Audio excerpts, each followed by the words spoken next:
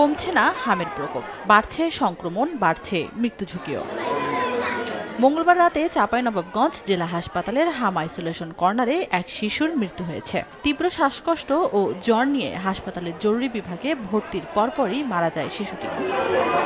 চলতি বছরের জানুয়ারি থেকে মধ্য এপ্রিল বুধবার পর্যন্ত হামের উপসর্গ নিয়ে হাসপাতালে ভর্তি হয়েছে 702 রোগী। এখন পর্যন্ত মারা গেছেন 7 জন, আর সুস্থ হয়ে বাড়ি ফিরেছেন 5 জন। জ্বর, তারপর ঠান্ডা, পাতলা পায়খানা, এভাবে হতে হতে আস্তে গতরে আপনার হচ্ছে লালচে হয়ে দাগ বের হয়ে গেল। 80-90টা বাচ্চা একই রকমই পরিস্থিতি। গত রাতে ওইখানকার ওই বাচ্চাটা কিন্তু মারা গেছে।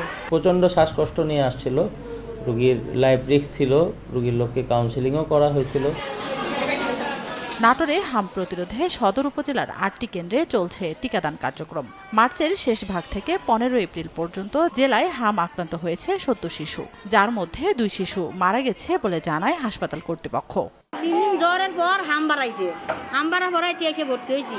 ডাক্তারের কাছে নিয়ে গেলাম, সঙ্গে সঙ্গে ডাক্তার অনেক টেস্ট করাই বললো যে হাম বের হয়েছে।